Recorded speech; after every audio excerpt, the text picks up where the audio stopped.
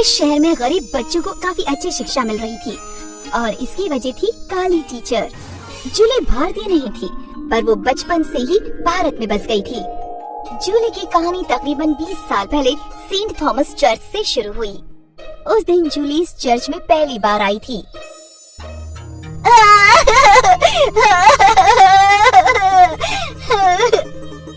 जूली बहुत रो रही थी। सिस्टर, इसका नाम जूली है। अब इसके खानदान में कोई नहीं बचा जो इसका ख्याल रख सके। हमने आपसे इसके बारे में बात की थी। जी जूली, मैं यहाँ की हेड सिस्टर हूँ। आज से हम तुम्हारा खानदान है। चर्च वालों ने जूली को अपना लिया और वहाँ जितनी भी सिस्टर्स थी जूली का बड़ा अच्छे से ख्याल रखने लगी। वो उसके साथ खेलती, उसे कहानियाँ सुनाती और उसे खुश रखने की कोशिश करती। पर जब भी जूली चर्च के बाहर निकलती तो लोग उसका मजाक उड़ाया करते थे। अरे रे रे रे रे, ये लड़की तो कोयला तार से भी काली है। ये सच में इतनी काली है या जलकर काली हो गई है? सिस्टर, डामर क्या चीज है? कुछ नहीं, तुम ये बातें मत सुना करो। बाप रे बाप, इस लड़की की शक्ल कितनी डरावनी है, जैसे कोयले की खान हो। आप सबको इस बच्ची से क्या परेशानी है? जब देखो तब इसके बारे में बुरा भला कहते रहते हो। ओ सिस्टर, ये बच्ची नहीं, शैतान दिखती है, शैतान। जूली, हमें वापस चर्च जाना चाहिए। सिस्टर जेन जूली का हाथ पकड़कर उसे फिर से चर्च ले जाती हैं। वो सीधे जाकर हेड सिस्टर से मिली और उन्हें पूरा वाकया बता दिया कि आज बाजार में क्या हुआ था। सिस्टर समझ में नहीं आता कि लोग जानबूझकर जूली के काले रंग को लेकर क्यों मजाक बनाते हैं। बेचारी बच्ची, वो कितना बर्दाश्त कर पाएगी। आज से तुम उसे बाहर मत ले जाया करो। मैं नहीं चाहती उसके दिमाग पर बुरा असर पड़े। ठीक है सिस्टर। पर जूली तो इस बारे में ही लगातार सोच रही थी और शीशे के सामने खड़े होकर खुद को देख रही थी। आखिर मेरा रंग इस तरह का क्यों है? क्या मैं सच में शैतान हूँ? लोगों की बातें धीरे धीरे जूली के दिलो दिमाग पर असर करने लगी। उसे उनकी बातें चुभने लगी थी। जूली अब दिन भर घर में रहकर पढ़ाई करती। एक दिन चर्च में किसी बच्चे का बर्थडे सेलिब्रेशन था। काफी मेहमान आए थे। जूली भी खुश होकर उस बर्थडे में पहुंच गई। लेकिन जैसे ही जूली वहां पहुंची, लोगों ने उसके बारे में बातें करना शुरू कर दिया। कितनी काली है ये। आपको ऐसा नहीं कहना चाहिए। गॉड की नजरों में काला गोरा सब एक समान होते हैं। जूली, जाओ तुम दूसरे बच्चों के साथ खेलो। जूली बच्चों के साथ खेलने के लिए गई, पर वो बच्चे भी उसका मजाक उड़ाने लगे और उसके काले रंग से डरकर उससे दूर भागने लगे।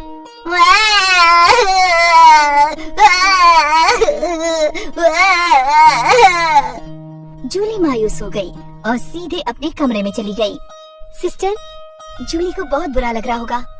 डोंट वरी, आज के बाद जूली कभी भी अपने रंग के बारे में सोचकर बुरा नहीं मानेगी। पर कैसे? देखती जाओ। हेड सिस्टर जूली के रूम में गई। ओह जूली, मैं जानती हूँ तुम नाराज हो। जूली अपने आंसू पोंछने लगती है।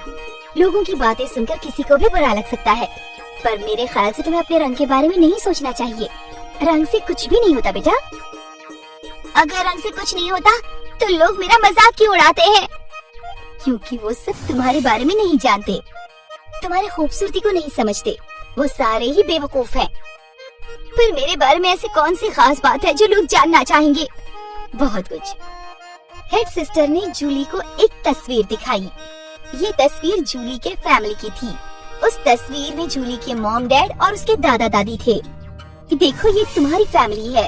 ये तुम्हारे पापा पायलट जॉन, तुम्हारी मॉम नर्स रिबेका, तुम्हारे ग्रैंड पापा डॉक्टर हेनरी और तुम्हारी ग्रैनी टीचर निकोल।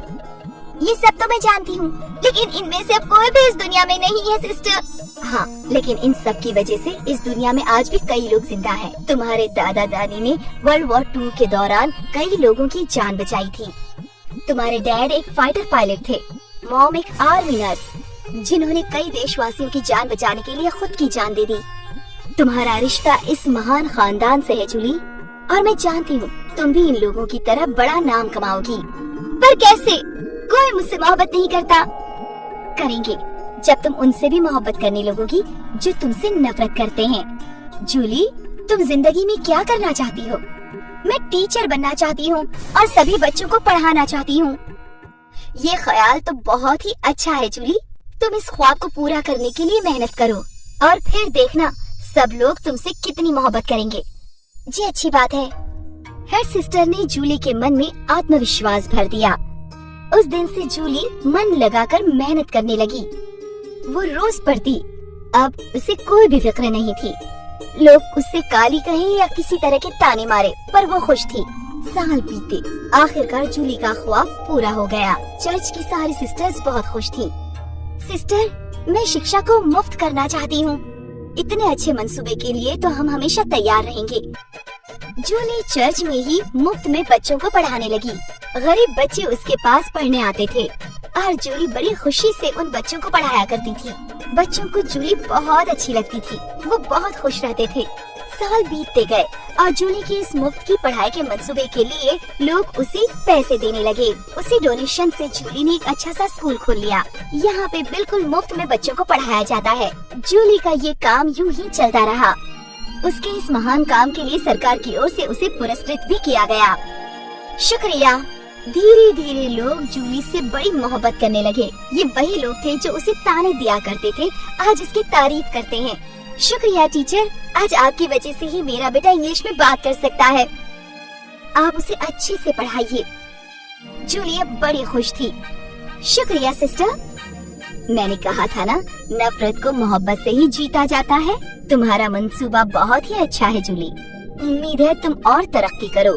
खुश रहो मेरी बच्ची। शुक्रिया सिस्टर। अखबारों में हर दिन जूली के बारे में खबर छपा करती थी। कोई उसे मसीहा कहता तो कोई कहता काली टीचर।